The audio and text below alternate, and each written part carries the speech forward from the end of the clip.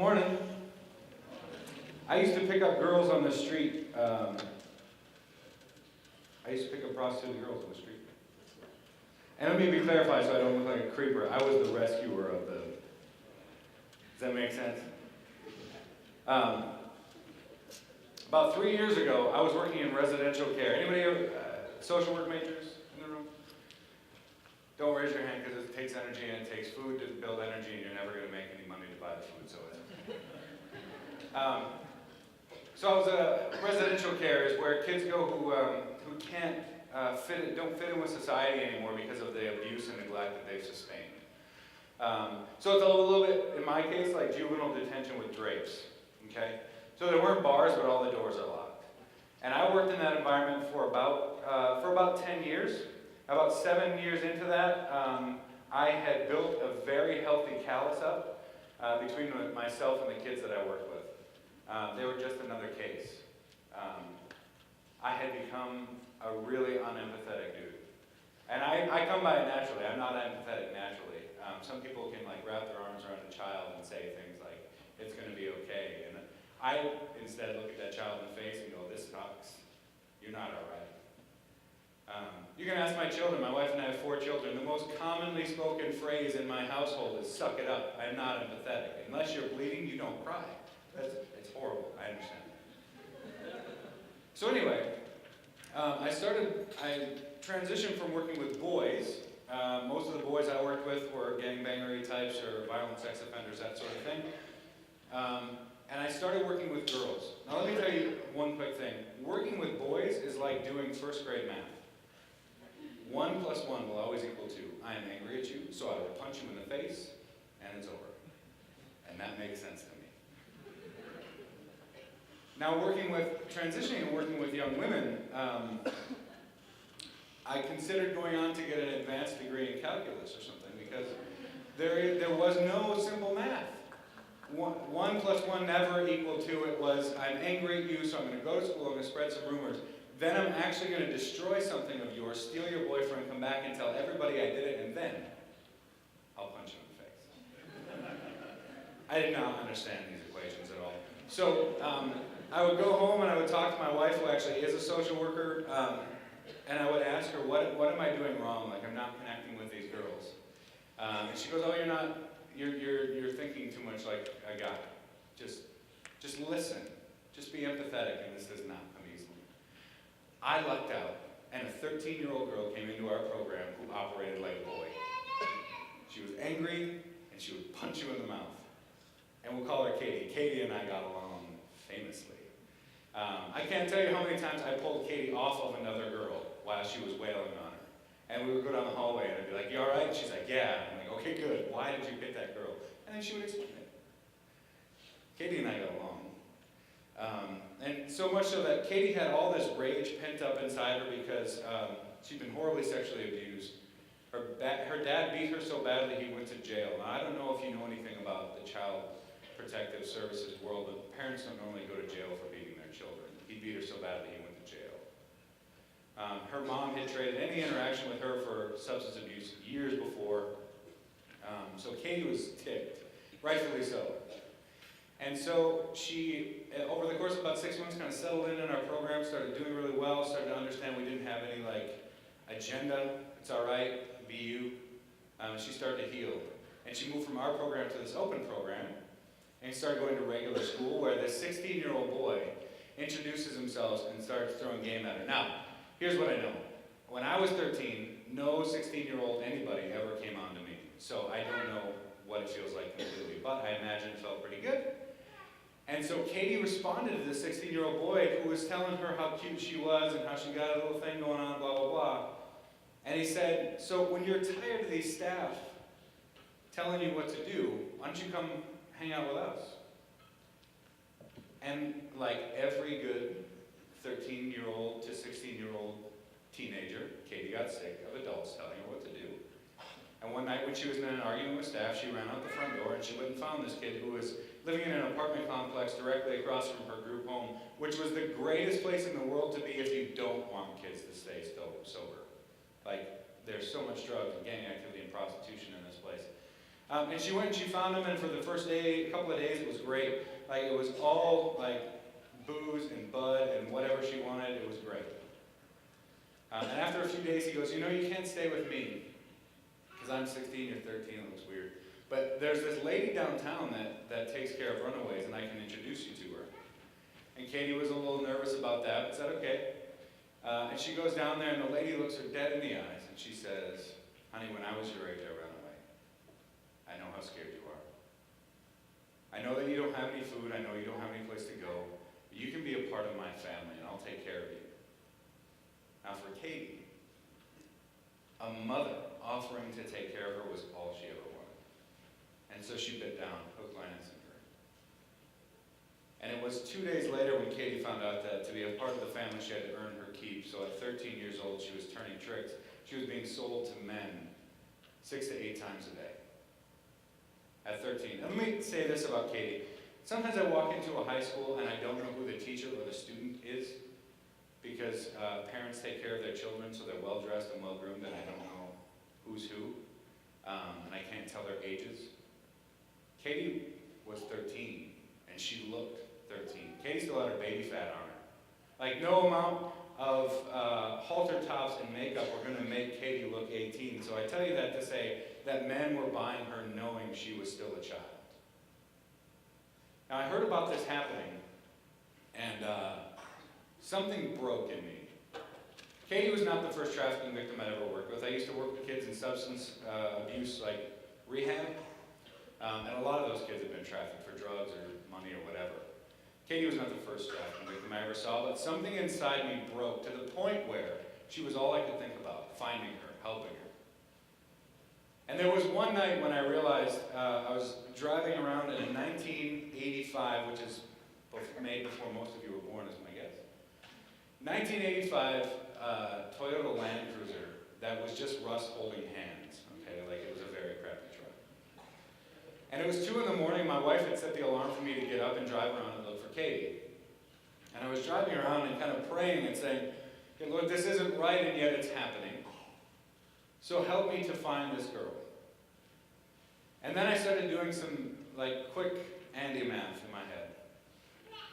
And I said, Andy, so you're a 30-ish-year-old guy at 2 a.m. driving around some of the tracks, places where people are prostituted, in Grand Rapids, in a big giant truck, and you're going to pull up next to a 13-year-old girl and ask her to get in. This is not going to look well on you professionally. So let's say that I find Katie and I pull over, and Katie, get in the car, and she actually does. And I started to think, what happens if I'm not the first one there? What if it's a cop? Katie's not going to act like a victim. She's probably going to punch him out. In fact, most of the victims that I work with have some sort of charge of assaulting a police officer. That's not going to work out. Are we ready for her if we take her back? No, because we don't understand the depth of trauma that being repeatedly raped does to a child. And it started to kind of compound on my shoulders and in my thoughts. These kids are all alone. And so it was at that time we started a project called the Manasseh Project. It was just deemed appropriate at the time to raise awareness around the issue, but that we knew that wasn't enough. We needed to actually help kids, women, men, get out of the situation that they were in. So I labored under this idea that sex trafficking was the most important thing in my life, that I was to end sex trafficking. What I didn't know when I started the Manasseh Project, and I didn't find out for about a year and a half later, was that I own 143 slaves. 143. I got this information off of slaveryfootprint.org.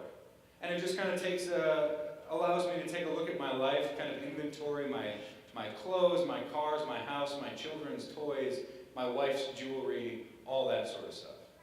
143 is the answer I gave her. And they make my clothes,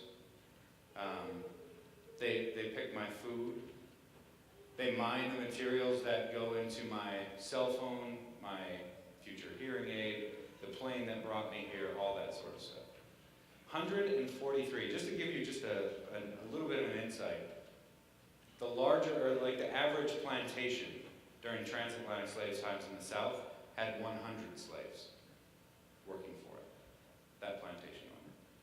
So I had half again more than the average slave owner back in transatlantic slave times.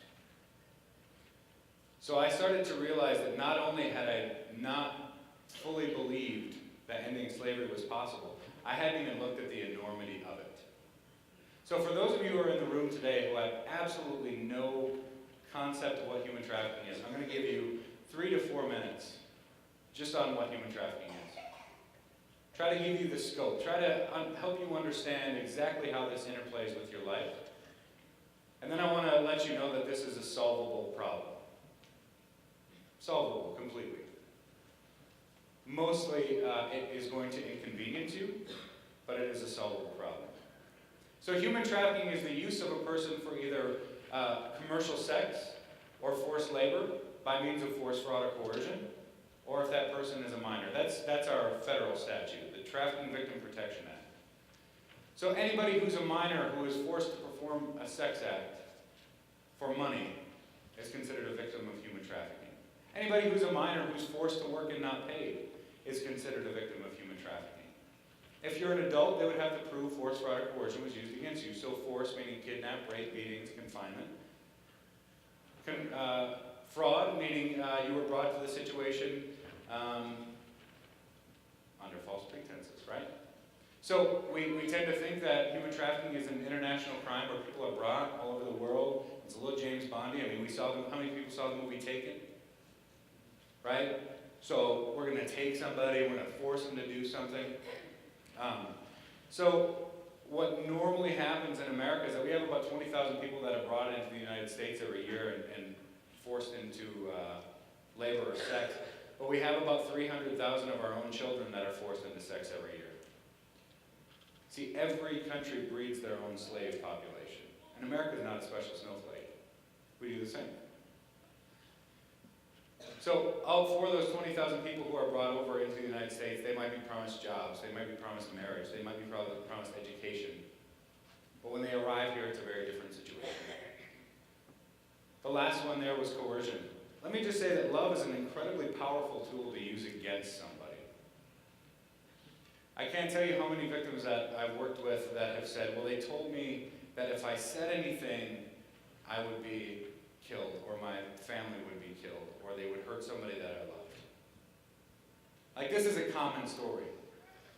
Coercion is used against victims of sexual abuse all the time. But in human trafficking, that coercion is very real.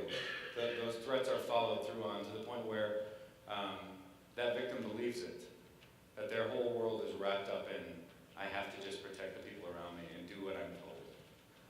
So that's what human trafficking is. Worldwide, we're looking at about $36 billion. A few years ago, it was $32 billion. We're up to about $36 billion are brought in off the backs of slaves worldwide. So just to give you just an insight into that number, Nike, Apple, and Starbucks don't clear $36 billion together. That's a lot of cash. That's like Oprah money, right? Billions of dollars. So we're led to believe that by shows like 2020 or 60 Minutes, which if you don't know, those are like old people MTV, right? That the major source of human trafficking is sex trafficking. Those of you who raised your hands that you've seen the movie Taken, if they had kidnapped that girl and said, now you're going to wash dishes, would you have gone and seen that movie? I wouldn't have, right? So we're led to believe that sex trafficking is the dominant form of trafficking in the world, just by the stories that are being told about it. And it's horrific, right? The idea that somebody's body is being injured against their will. Something so intimate and so sacred is being used against them that we tend to talk about sex trafficking an awful lot. And when we do talk about sex trafficking, somebody tell me, what race was the girl in Taken? Caucasian. She's a white girl. And she was, at 16, traveling to Paris with some friends, so let's take a guess at her socioeconomic status. Upper middle class, right? Middle class, upper middle class. So the face of human trafficking there and on a lot of these shows is an upper middle class white girl that was lured off of Facebook, or whatever the case might be, to being trafficked. And that happens. That happens about 20% of the time. The other, about 80% of the time, are minority children from poverty in the United States. But that story doesn't get told. So we're being fed some truths about human trafficking, but we're also being fed some lies. Because when we think about that $36 billion, about 2/3 of it is through labor trafficking. Now let me just we'll do a quick poll, and we'll prove why labor trafficking is the dominant form of trafficking. How many of you bought sex this week? Thank you for not raising your hand. How many of you had drank coffee this week? Had chocolate? Are wearing something made of cotton? Drove a car, used a cell phone, have a hearing aid, played a guitar, have a computer, right? All of these things have connections to slave labor worldwide. And it's easier for us to focus on the sex trafficking issue, which happens consistently, right? To thousands of children. I'm not denying that. I work in this field, I understand that. But we focus on that in order to deny that we have any involvement, right? I don't buy sex. I don't even look at pornography. So I don't have a hand in human trafficking. It's not my fault. When really, we deny that we're just mass consumers. We are the end game. When people think about products, they think about us. In fact, more often than not, they think about you, because you represent $2.8 billion of spending on the American market every year. $2.8 billion. From high school and college students. You are marketed to with slave goods. And that's kind of a frightening reality.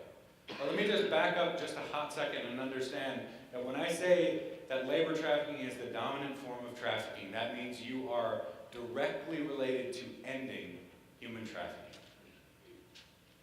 It's not always easy necessarily, but you have to understand how people are trafficked and why they're trafficked.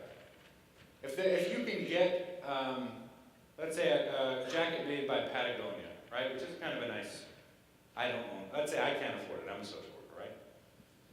My wife really likes Patagonia. But they're made with goods that are harvested in an ethical way, and they're put together by people who are paid a living wage, but it's a little bit more expensive. But if I can go to Walmart and buy a coat for $20 that fits me, looks good, and not ask questions about where the cotton came from, who put it together, how were they paid. If I can just keep consuming and ignoring the fact that I'm connected to these other people, then my life is pretty happy, but I am living a life of injustice. And injustice is incredibly practical. To have injustice continue, you have to do absolutely nothing. But for justice to prevail, you have to be inconvenienced. So let me give you a few inconvenient facts, and I'm not Al Gore. I just realized it's something about inconvenient truth. A couple of inconvenient facts. I've told you already that you're the final market. Let that rest on you just for a second. When you put on your clothes this morning, did you think to yourself, some 8-year-old kid in Uzbekistan was forced to pick the cotton so that I can look cool or feel comfortable? Do you think when they woke up that morning they thought, if that person in the U.S. knew that I was being forced to do this, they would do something to change it? That's a hard thing for me to swallow. When I get up every morning and I look at my kids' toys or I look at my clothing, if that person knew that I owned it, what would they say to me? That's a problem. Some other inconvenient realities about human trafficking is that we are taught that our comfort is most important. All the time. Whether or not someone is being hurt, whether or not we are cognizant of the fact that someone is being hurt, what is most important to you is comfort. And that lie is perpetuated over and against the message of Christ.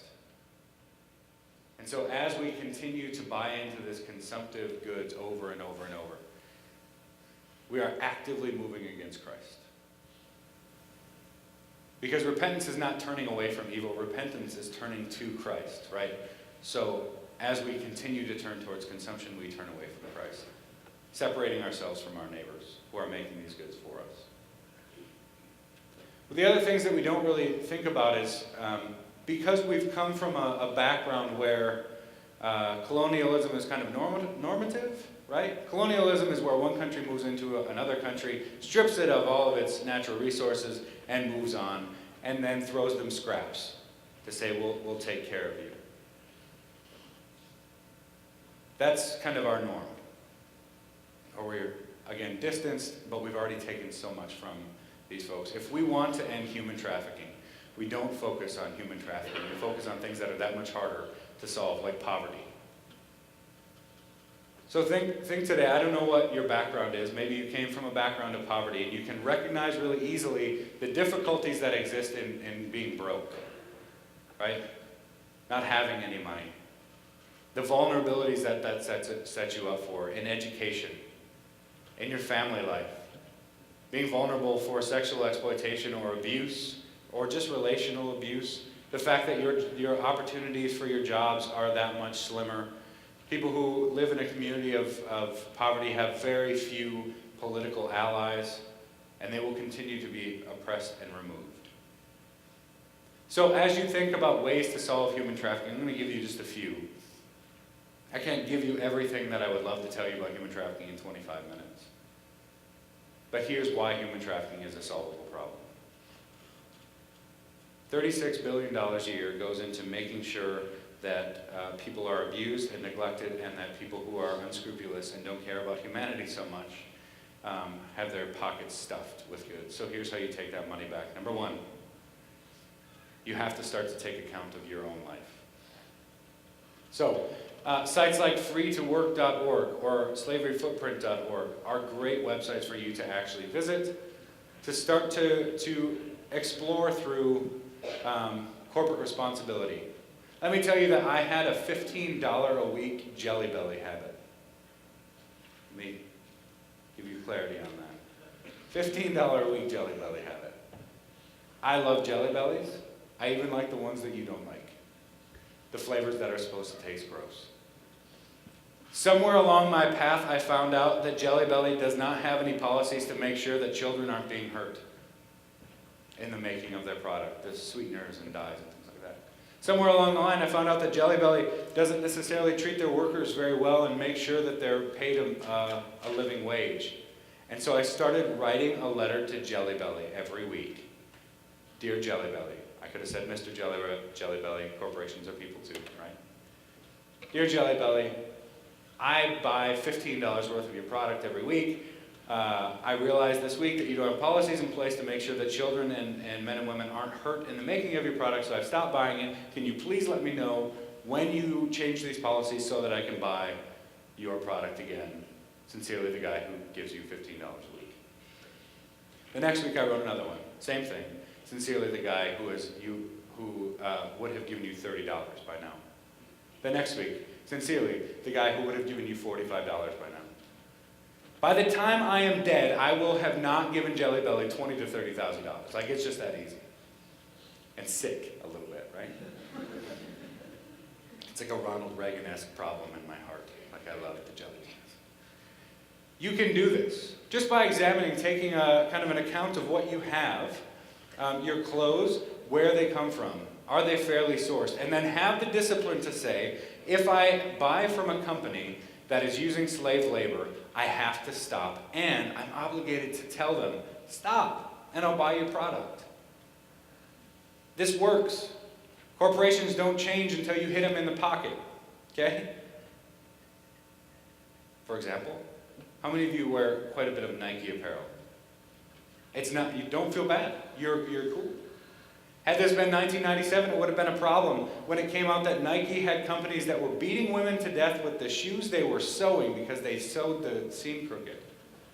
Forcing women to run in 110-degree heat to make them work harder. When it came out, Michael Jordan even said, you can't use my image and my name. And it cost Nike millions of dollars. You know who's got one of the best human rights records today? Nike. you can make that difference for whatever company that you enjoy. But you have to do the work to find out. That's the first thing. The second thing I really want to draw into your mind is, how do you engage the concept of poverty, specifically in those countries where this happens the most? So America is not in a situation where we have the most trafficking in the world. We're talking about between 300,000 and 360,000 people that are being trafficked in the United States. If we're going over to China or going over to Africa, we're talking about millions. And these are the places where we get our gold, our minerals, our cotton. Things are made and manufactured for us. Poverty has to change there. And we have to do our due diligence to make sure we're supporting companies that are paying a livable wage, so that children can actually be educated and not forced to work. So that children can actually not just go to school, but then go to secondary school or trade school and not have to worry about one child in the family can do that, but the other children in the family are going to have to work to make sure the one can go. Like, that's a problem.